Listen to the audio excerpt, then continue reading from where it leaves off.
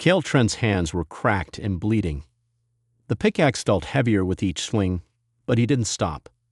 None of the humans did. If they did, they'd be whipped or worse. The mines of Dalvin were deep and dark, filled with dust that choked the lungs and made the eyes burn. The elves didn't care. To them, humans were tools, nothing more. Faster barked an elven overseer from above, his silver armor gleaming under the torchlight. Lazy beasts. Kale didn't look up. He had learned long ago to keep his head down to say nothing. But today was different. His pickaxe hit something strange. Not stone, not metal. It rang like glass but shimmered like fire. Kale paused. The others kept working, not noticing. Carefully, he pushed aside the dirt. Buried beneath the rocks was a black object, shaped like a gauntlet, smooth and warm to the touch. The moment his fingers brushed it, something moved inside his mind. A whisper, a hum. Not words, but feelings. Power, memory, rage. Kale quickly hid it under his coat, his heart pounding. No one saw. He worked for 2 more hours before the bell rang to end the shift. As the humans were herded back to the lower quarters, Kale kept his head down, gripping the gauntlet tight. That night, he sat alone in a broken shack, the roof barely holding back the wind. He laid the artifact on the table. It pulsed with a soft blue light. "What are you?" he whispered. The gauntlet answered with warmth that spread through his chest and up his arm. For a moment he saw things, visions of battles long gone, of towers falling and stars dying. He gasped and pulled back, but the gauntlet stayed still, quiet now, waiting. There was a knock at the door. "Kale," came a soft voice.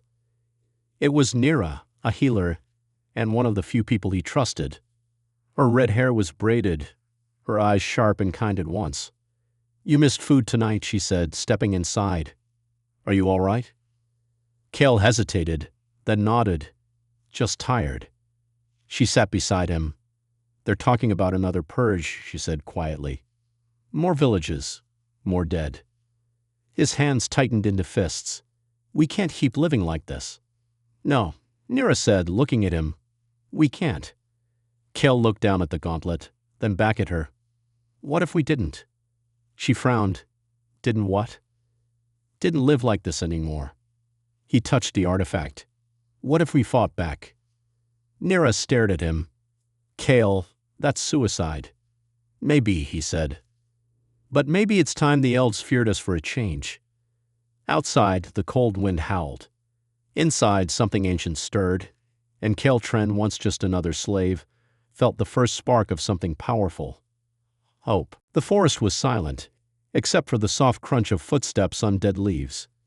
Kale moved carefully, holding Nira's hand as they weaved between the trees.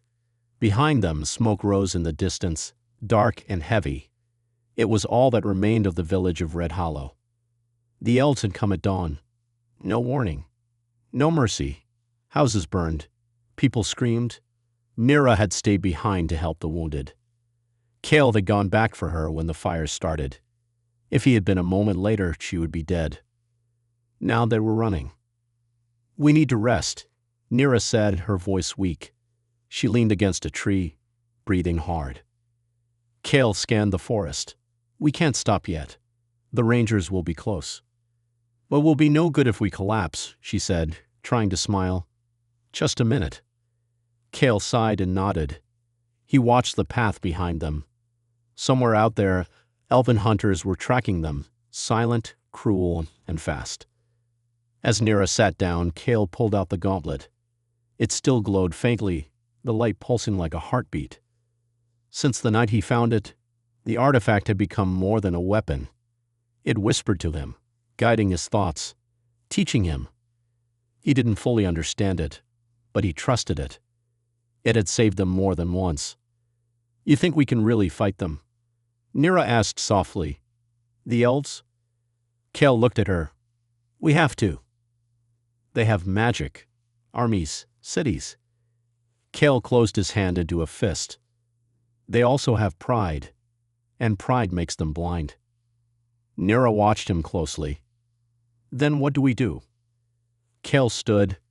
We find others like us. People who've lost everything. People who are ready to fight. But fight how? Not with strength, Kale said, eyes hard. With cleverness, with tricks, with every secret we've ever learned watching them treat us like dirt. He turned and pulled her to her feet. We won't beat them in open war. But we don't have to. We only have to prove they can bleed. 3 days later, in a broken barn near the old trade road, Kale stood before 12 tired, angry faces. Farmers, miners, a few ex-soldiers, all human, all angry, all ready. I'm not here to give orders, Kale said. I'm here because I found something. He showed them the gauntlet. Gasps filled the air. I don't know what it is, he continued. But it's powerful, and it's ours. He looked around the room. The elves think we're weak. They're wrong. We've watched them. We know their roads, their cities, their weaknesses. He stepped forward. We strike in the dark. We hit where it hurts. We steal their secrets and make them our own. We show the world that humans are not broken. The barn fell silent. Then someone clapped. Another shouted. The rest joined. That night, Kale looked at the stars and whispered, "This is only the beginning."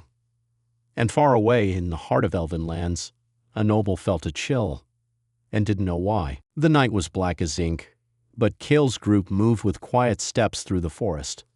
The stolen maps burned in his satchel, a prize more valuable than any sword. Tonight, they would hit the elves where it hurt most, their supplies.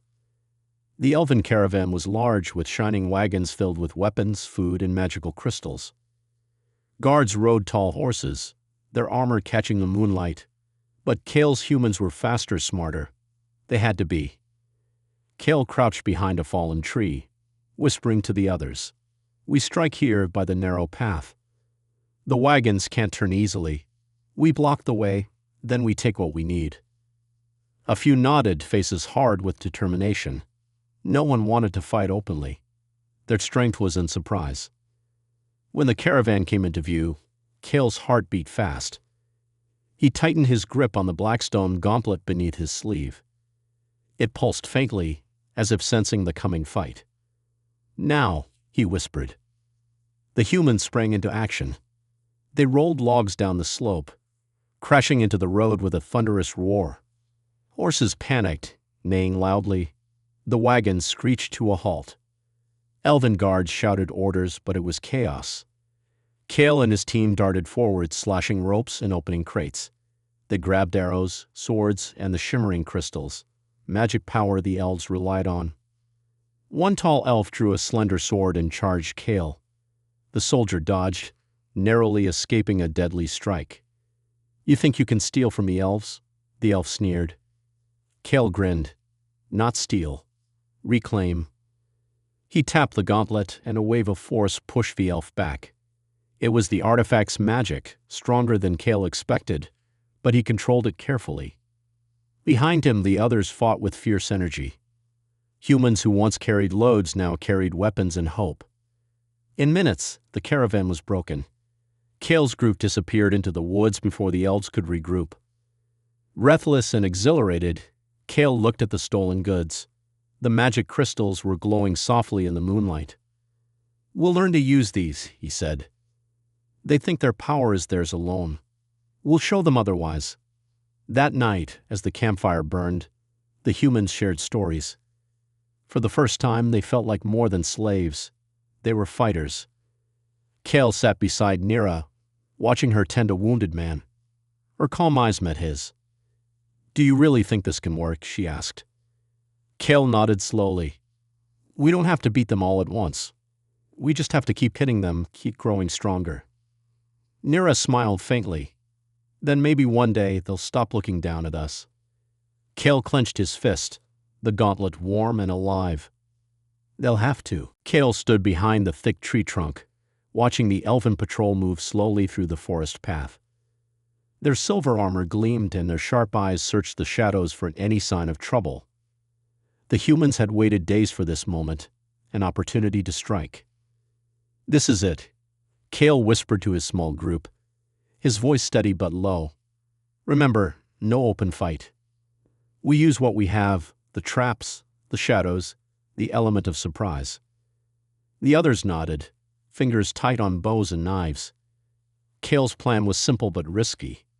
Lure the Elven patrol into the narrow canyon, where the humans had set traps made from twisted vines and hidden spikes.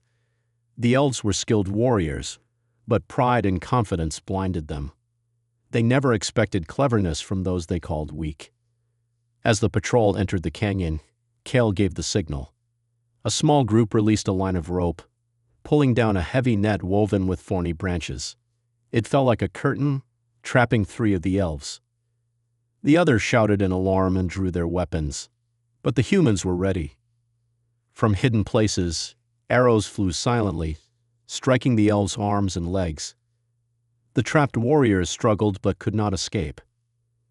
One tall elf broke free and charged toward Kale, his sword flashing in the fading light. Kale dodged, ducking behind a rock. He reached for the blackstone gauntlet beneath his sleeve, feeling its power hum. With a quick thought, Kale raised his hand, and a burst of force knocked the elf backward. The warrior crashed into the canyon wall with a grunt. The humans pressed their advantage, using the terrain and their traps to confuse and weaken the elves. They did not fight like the elves, who relied on magic and fine swords. The humans fought with raw energy and cunning. After the battle, Kale approached the wounded elven commander, a young noble with eyes full of surprise. "You think you are clever," the elf spat, "but you are animals playing at war." Kale smiled, wiping sweat from his brow. "Maybe, but even animals bite when cornered." He turned to his group. "This victory is ours, but it is only the first. The elves will come after us harder now. We must be smarter, faster." Back at their camp, the humans celebrated quietly. It was a small win, but it meant the world to them. For once they had bested their oppressors in battle. Nira approached Kale, her eyes bright with hope. "You were amazing," she said. "How did you do it?" Kale shrugged. "I stopped thinking like a slave. I started thinking like a soldier." She smiled. "Then maybe one day, you'll be more than a soldier." Kale looked at the blackstone gauntlet on his arm. "I hope so. Because if we keep fighting like this, the Elven kingdom will have to change, or fall." As night fell, Kale sat alone under the stars. The gauntlet's glow was soft but steady. It seemed to promise more power, more chances to turn the tide. And Kale knew the war was just beginning. The cold wind bit through Kale's cloak as he stood on the ridge overlooking Velthalis, the shining elven city. Its tall towers glittered under the pale winter sun, walls covered in ice like crystal. The city seemed untouchable, perfect, and proud. But Kale saw its weaknesses. He turned to his small army of humans, hunters, farmers, miners, and outcasts. They were tired and cold, their eyes burned with hope. "We don't have the strength to break their gates," Kale said, his voice steady. "But we don't need to. We'll burn their city from the inside out." The plan was risky. The city's magic wards made direct attack impossible. So Kale's team would poison the wards with thick smoke from a special mixture Nira helped create, using herbs and chemicals stolen from elven stores. If the smoke spread through the aqueducts and towers, the magic would weaken, and the walls would become vulnerable. At night, the humans slipped into the forest below the city. They moved silently like shadows. Nira carried the heavy jars of smoke, while others readied ropes and tools. Kale's heart hammered. If they were caught, it would mean death, but fear was something Kale had learned to control. As they reached the aqueducts, Kale tapped the blackstone gauntlet. It pulsed with power, steadying his hands. "Ready," he whispered. One by one, they poured the smoke mixture into the water channels feeding the city. A thick fog soon began to rise, curling over the frozen rooftops. Inside Velthalis, alarms blared. Elven mages shouted spells, trying to clear the air. But the poison was strong. The magic wards flickered and dimmed. Kale signaled the next step. His fighters lit fires along the city's wooden bridges and markets. Flames burst up, crackling and roaring against the night sky. The city awoke in chaos. Elven guards scrambled to fight the fire and hold the walls. But the smoke kept spreading, breaking their spells and confusing their commanders. Kael and his group watched from the ridge as Velthalis burned. The proud city, once untouchable, now smoldered beneath the winter stars. "This is only the beginning," Kael said, voice low but fierce. Nira looked at him, her eyes bright in the firelight. "The elves will never forget this night." Kael nodded. "Neither will we." The next morning, messengers raced across the kingdom. News of Velthalis' fall spread like wildfire. Whispers filled the elven halls. "The humans are rising." Kael gathered his people. "We struck their heart," he told them.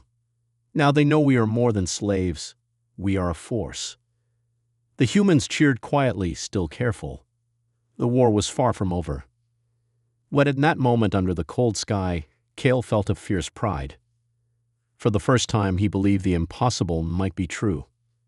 That the humans could win. News of Velthalis burning spread quickly through the elven kingdom like wildfire. Whispers of rebellion filled the grand halls of the Silver Court. The elven king Valandor sat in his throne room, cold and quiet, watching the flickering light from the crystal chandeliers. "The humans grow bold," his chief advisors said.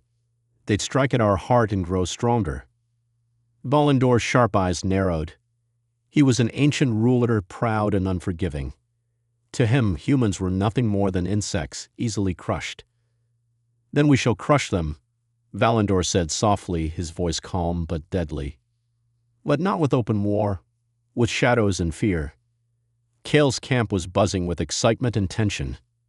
After the attack on Velthalis, the humans had gained followers, disgusted elven slaves, outlaws and free folk who believed in a new future. But they also knew danger was closer than ever.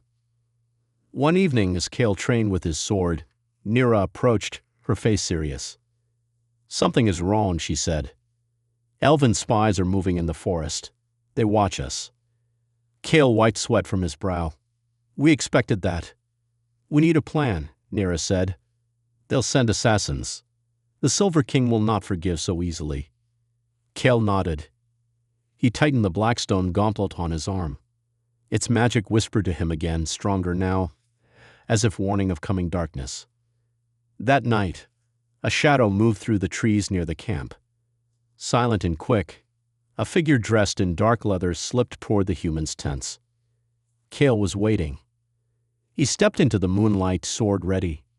The shadow froze, then lunged. The fight was fierce but brief. Kael's strength, boosted by the gauntlet, was more than the assassin expected. With a final strike, Kael disarmed the attacker, who fell to his knees, gasping. "Who sent you?" Kael demanded. The assassin spat blood. "The Silver King. He sends his shadow to end your rebellion."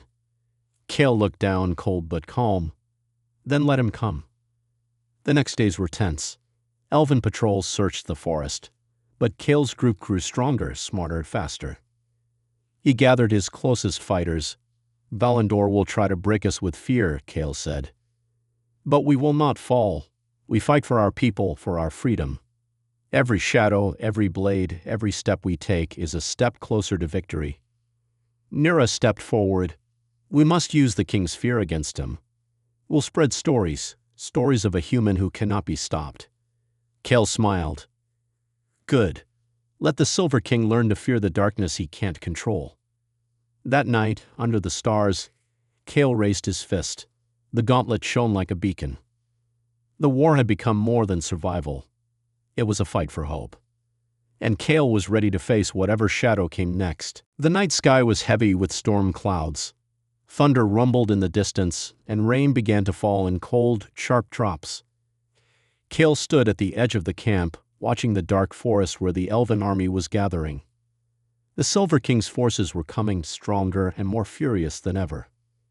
"This is it," Kael said quietly, turning to Nira and the others. "They want to crush us now." Around the fire, the humans tightened their grips on weapons, faces hard but hopeful. They had won small battles, but this would be the true test, their fight for freedom or chains. Cale looked down at the blackstone gauntlet wrapped around his arm. It pulsed with a deep, steady light. The artifact's power had grown, but so had the danger. "We can't beat them in open battle," Cale said. "We need to fight smart. Use the forest. Use the storm." As the rain poured, Cale led his fighters deep into the woods, moving silently through the mud and thick roots. They set traps, covered paths with sharp stakes hidden beneath leaves, and waited. The Elven army moved cautiously, their silver armor shining faintly through the rain. They were confident, but Cale knew fear was in their hearts, fear of the humans who would not die quietly. Suddenly, the first arrow flew, striking an Elven scout. The battle began. Chaos exploded in the forest. Humans darted through trees, firing arrows and throwing spears. The elves tried to form lines, but the uneven ground and darkness worked against them. Cale tapped the gauntlet. A wave of energy surged from his hand, knocking down several Elven soldiers. The humans cheered, their hope growing. Nira worked beside him, healing wounds quickly and whispering encouragement. "This storm is ours," she said. "We fight with the wild." Hours passed like moments. The rain soaked everyone, but no one stopped. The elves began to falter. Then from the shadows, the Silver King himself appeared, tall, fierce, his eyes glowing with ancient magic. "Cale Tren," he called, voice like ice. "You dare to challenge me?" Cale stepped forward, sword raised, gauntlet glowing bright. "For my people," Cale said. The two clashed, magic and steel flashing through the storm. The fight was fierce, neither giving ground. Around them, the battle slowed. The soldiers watched, waiting for the victor. Cale felt the gauntlet burning with power. He pushed harder, focusing all his strength. With one final strike, he knocked the Silver King's sword aside and forced him back. Valandor snarled but stepped down. "This is not over," he hissed. As the Silver King retreated, the Elven army broke and fled into the night. Cale lowered his sword, breath heavy but victorious. "We did it," Nira said softly. Cale looked at the storm around them, the rain, the thunder, the wild forest. "This is just the beginning," he said. "But today, the humans stand tall." And for the first time, the night felt like hope. The first light of dawn broke over the forest, painting the sky in soft pink and gold. Cale stood on a hill overlooking the valley below. Smoke still rose from the ruins of Delthalis, but the Elven banners had been taken down, and new flags flew, simple, strong, and human. Behind him, Nira stood quietly, her hand resting on Cale's arm. They had fought long and hard. The cost had been high. Many friends lost, but now something new was born. "Is it really over?" Nira asked softly. Cale shook his head slowly. "No war ever truly ends, but this battle, the one that mattered most, we won." Around them, the people gathered. Humans who had once lived in fear now held their heads high. They sang songs of freedom and hope. Children laughed and played among the trees. Cale looked at the blackstone gauntlet, now dull and quiet. The artifact had led them, taught them, and protected them. But the real power had come from the people, humans who refused to stay down. He thought of the Silver King, Valandor, and the elves who had ruled with pride and cruelty. They had been strong, yes, but they had forgotten one thing: that even the smallest seed can grow into the tallest tree. The council gathered in the old stone hall, once a place where only elves had made decisions. Now humans sat together, discussing how to build a new future. Cale was chosen as leader, not because he wanted power, but because he had shown them how to fight and how to hope. "We will build a kingdom where humans and elves can live as equals," Cale said, "where no one is forced to bow or hide, where courage and kindness are stronger than fear." Nira smiled, proud and hopeful. But Cale knew the road ahead would be hard. Old wounds ran deep. Not all elves accepted change. Some still whispered in the shadows. "We must be ready," Cale said quietly to Nira. "Not just to defend what we have won, but to protect what we build. That evening, as the sun set behind the mountains, Kale walked through the camp. Children ran past, chasing fireflies. Women shared stories by the fire. Men repaired tools in homes. He stopped near a small garden, where Nira tended bright flowers. "Look," she said, holding up a tiny green shoot. "Life grows again." Kale smiled and took her hand. "For us all," he said. The stars came out, bright and steady. Kale looked up and whispered, "This is only the beginning." Because now humanity had shown the world its true strength, not just in battle, but in heart. And the world would never be the same again.